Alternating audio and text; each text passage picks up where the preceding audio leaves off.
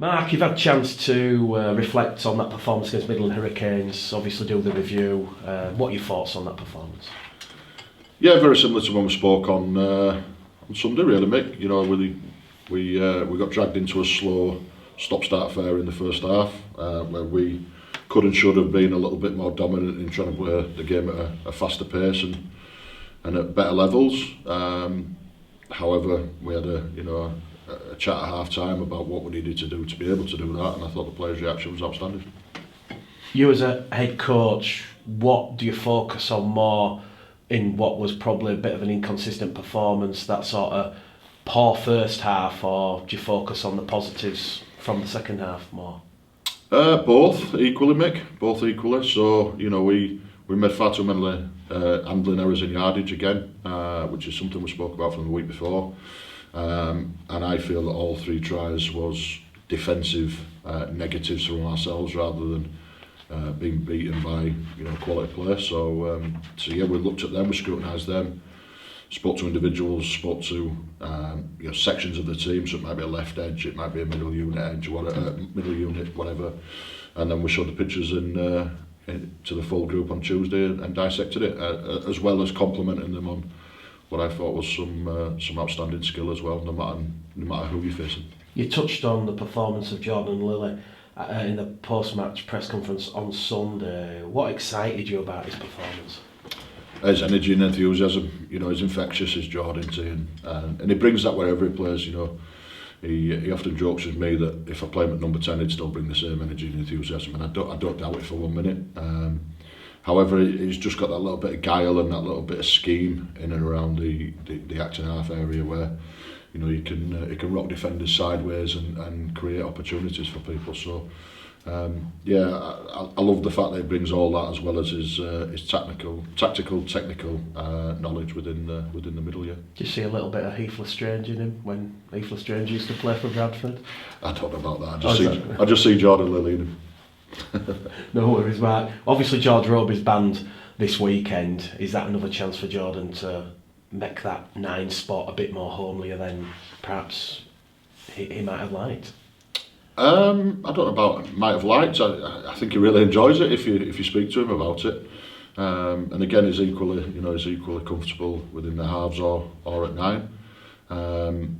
We've got a few checks to do on individuals, which will determine what Geordie goes with on the weekend, or what we go with regarding Geordie at the weekend.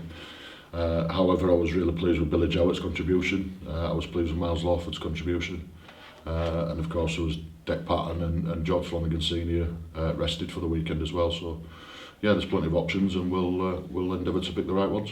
You made 7 changes going into that game against Midland Hurricanes on Sunday. Obviously, you've just mentioned that you were pleased with a number of the players who featured on Sunday. Are we going to see wholesale changes like that on Monday night? There's going to be some changes because I think 2 of the lads that played at the weekend are unavailable because their bands start this week. So Fenton and JJ will both be unavailable for us. So we're going to see some changes. Whether we'll see wholesale changes, as you put it, I'm not so sure. New faces, obviously. You mentioned you'd like some new faces to strengthen the squad, obviously, with injuries to Brad England, Michael Lawrence, Jack Walker still out. Have we got, or is there going to be new faces this weekend for this game? Yeah, we've been working really hard, as you're aware, Mick, and we've been trying to look at permanent signings, loan signings, as well as the Joe Reg partnership we've got. But we've been able to do a couple of deals this week. So we've been able to bring in Jack Bibby from Huddersfield and Rob Butler from Wakefield, who are 2 middle unit men. That are going to add some competition and some strength and depth to our middles, particularly with the 3 middles that we've got suspended and the well-documented injury to Michael Lawrence, etc. So, we're a little bit down in that area at the moment in time, and these 2 guys are coming full of energy, really committed and excited about joining us, and we're welcoming with open arms. What are the deals, Mark? Are the loans initial loans, or are they permanent signings, Butler and Bibby? No, initially they're both on loan. They're both on loan initially. Is the potential there to potentially do a deal with Wakefield, Huddersfield? I think there's always potential to do any deal, but you know, all parties have got to be receptive of it, and all parties have got to, you know, it's got to fit all parties as well. So I'm not going to say that there is and there isn't. What we'll do is we'll get both of them in the building. You know, we'll welcome into the Bulls family as we do anybody that comes through the door, and we'll just see how they fit in and take things from there. So there's no pressure on each individual. You know, Jack's only just signed for Huddersfield from Wigan, so the likelihood of that ever becoming permanent is very slim, and you know, Rob's got burning desire to play Super League as well, so you know, never say never, but for now it's just a loan. Am I right in saying, Mark, that these deals have come off because of what's happening at Super League with the merry-go-round and a whole host of changes and player swap deals taking place?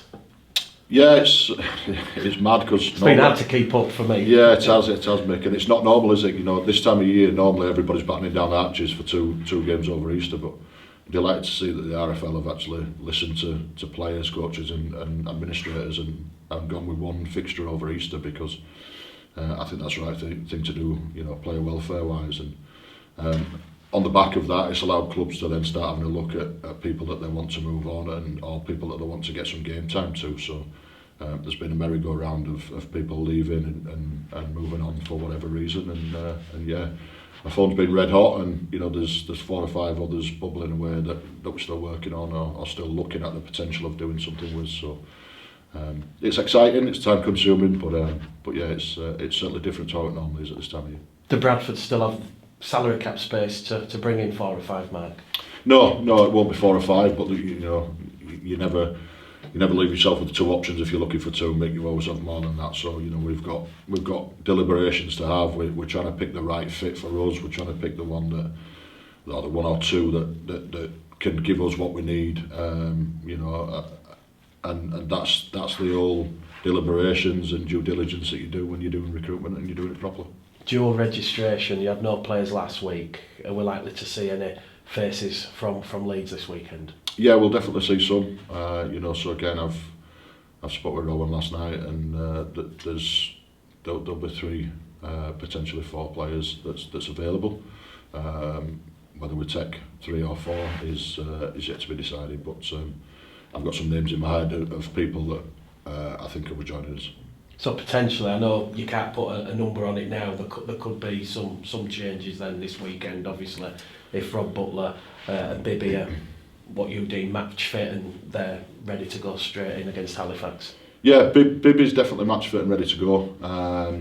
Butler's, unfortunately for him, and you know, it is about him and not us, has had some family tragedy over the last few days, and he's been given some compassionate leave by Wakefield.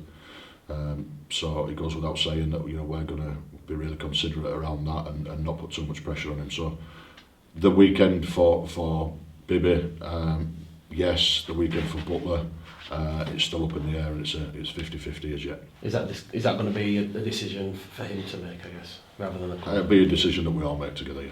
Yeah. On the back of obviously the players that are suspended, Kieran Gill's still out injured. Is he definitely a miss on Monday?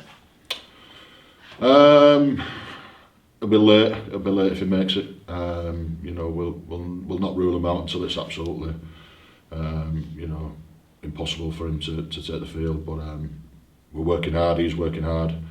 The medical staff are working hard on him, and we'll see where we go with that one. When you see Kieran Gill post-match or here at Tolmark, you know, he mentions last year he played every game, and at times his body was held together with blue tack and sellotape. He was really gutted at his ever-present run being ended, but you know, the fact that he's wanting to get straight back out there, and he has that energy infused he has, and that must be good.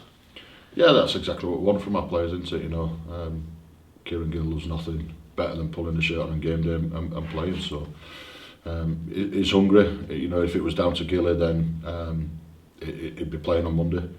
I'm not going to rule it out 100%, but I'll take advice medically from Grace and the medical team, and then we'll make a decision on that. It is Halifax on Monday evening at the Shea. What do you make of them in 2023?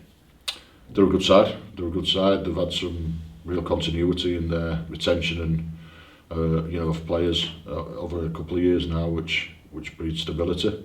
You know, they've brought a couple of players in as well that have added to them nicely. A couple through pre-season and a couple, you know, recently. So Halifax are a good team, and we're expecting the best of them come Monday night. Don't want to make too much about the away form, Marks. It's only this will be away game number 4, but yet to win away from home. But you've had 6 home defeats. Is that something that's a cause for concern, or is it too early before? 6 home defeats. 6 home wins, sorry. Oh, yeah. Jesus. 6 putting us bottom of the table then, Mick, sorry. 6 opposition defeats at Odsal, yeah. 6 home wins, yeah. No, but 3 away defeats. I know where you're going, mate. I'm jesting with you. We've played away 3 times. We've played particularly badly twice, and we've played well once. You know, so I'm certainly not going to get, you know, too wet up over that just yet. You know, we've got to play well first. If we play well, then we'll put ourselves in with a chance of winning the game. You know, there's no point going there and concentrating on an outcome before we've gone through the process and delivered what we need to deliver. So we'll concentrate on us and performing well, and you know, the outcome will take care of itself. It's Halifax. It goes without saying they will raise their game 110%. The fact that you've had a recent sort of game similar to what you're going to experience on Monday night against Keighley a couple of Sundays ago, does that help and aid your preparation at all? No, not really. It's in the past, and you know, it's gone. We've put that to bed. You know, Keighley are a totally different team to Halifax, and Cougar Park's a totally different stadium to the Shea, etc., etc. So, you know, we'll just concentrate on Halifax, and as I say, you know, Keighley's in the past, and we can't affect it, so we can't concentrate too much on it. Does the fact you meet them in 12 days' time in that Challenge Cup 5th round tie have any bearing at all on Monday night? Is that at the back of your mind? Do you think it'll be at the back of Simon Grix's mind? Yeah, I'd be lying if I said it wasn't at the back of my mind, and I think it'll be at the back of Grix's mind as well. But it'll have no bearing on this week, because this week's all about 2 league points, and that's the top and bottom of it. You know, whoever walks away with the W on Monday night gets 2 league points. You know, there'll be players playing for both teams on Monday that aren't available to play, you know, in 12 days' time. So that'll look totally different, and we'll come to that when we come to it. But you know, I'm really adamant that the players, me, my staff, have got to concentrate on Halifax. Then we've got to give Batley the respect they deserve, and then we'll concentrate on the Challenge Cup tie. If you look at the run, Mark, from Monday to that Saturday, obviously Halifax, Batley, Halifax, 3 games in 12 days. Does that stretch you a little bit, or do you just embrace that challenge? Because obviously, you know, both the Halifax games are on TV. One of them's going to be on prime time BBC 7 o'clock Saturday night. Yeah, it's not ideal. You know, it's not ideal, Mick. Everybody else in the Championship plays on Friday, and you know, we play on Easter Monday. But it is what it is. We can't get et up about it, and we can't, you know, whinge and moan and whatever. We've just got to get on with it. So, you know, as I said, we're working hard to replenish the squad and add to the squad. If we can get some more done next week, then we will do. But if not, you know, after this week we'll have 2 lads returning potentially, and we'll move on. What's your message to those sort of like young players like Marcus Green, Jayden Myers, who perhaps might look at the forward situation with Josh Johnson, Barn, Fenton Rogers? Obviously Jayden Myers might look at Kieran Gill and think he's injured. This might be my chance if they don't get selected. The same messages they're always given. You know, every single thing you do in and around this building aids to the fact that you get selected on a weekend. You know, be the best teammate you can be, train as hard as you can, put your best foot forward in everything we do. You know, be constructive in video and adding input into things rather than, you know, going along for the ride. And both of them 2 guys that you mentioned have done that in all throughout the pre-season. You know, as others on the edge of the squad, in, you know, Miles and Josh Flanagan Jr., you know, and other people are. So I've no worries with either. You know, if either are selected on Monday, it'll be through merit, and I'm sure they'll do us a great job. Just finally, Mark, obviously it was the IMG RFL change revision day on Wednesday yesterday, and how pleased are you that community and talent pathway are included, knowing obviously Bradford, you know, they're extremely strong in that area? Yeah, I mean, I've read little bits about it. I've not read it in depth, so I can't comment too much. But yeah, to me, you know, production of players should always be heavily weighted when we're assessing our game, because that's what we're here for, to produce our own talent and to do the best we can with it. And this club and any other club that does that, then they get my full respect. And along with that, Mark, minimum standards now, if clubs don't meet them, they will be punished with points deductions, which may, in extreme circumstances, see clubs, fall out of the top tier or the middle tier, the lower tier. Do you support that? I can't really comment on that without knowing what the minimum standards are, and whatever they are. Then, as long as it's clear that all clubs have got to adhere to them, then every club's got a blank piece of paper and a set of minimum standards, and they need to go in, do their very, very best to adhere to them. Do you fundamentally though, Matt, do you agree with what's taking place, that this is what needs to happen for Rugby League to progress and hopefully have a sustainable future? I think it's a couple of weeks ago now that as long as it's good for Rugby League, as long as it's the right thing for the game, then I think we've all got to get on the back of it and support it. There'll be stuff that once it all comes out, I probably think I want to go on that way, and you'll do the same, and every man and his dog will do the same. But that's opinions, isn't it? I've got a saying that I can't say on camera about opinions and what but everyone's got one, haven't they? Everyone's got one. What we've got to do is take self-interest out of it, and make sure it's right for the game, and then once the powers that be are crystal clear with what it is they want, then they've got to give all clubs enough time to be able to adapt and adhere to them standards, and then hopefully we get a better game. Just one final one on Michael Lawrence, Mark. What's the latest with him? Is he going to need an operation, or what's the ETA? No, Bruno's is progressing well. It's still about 5-6 weeks away. Is Bruno. Brad England's similar. He's got another week or two in a cast, and then he'll have 3 weeks or so, full training to get himself back up to speed.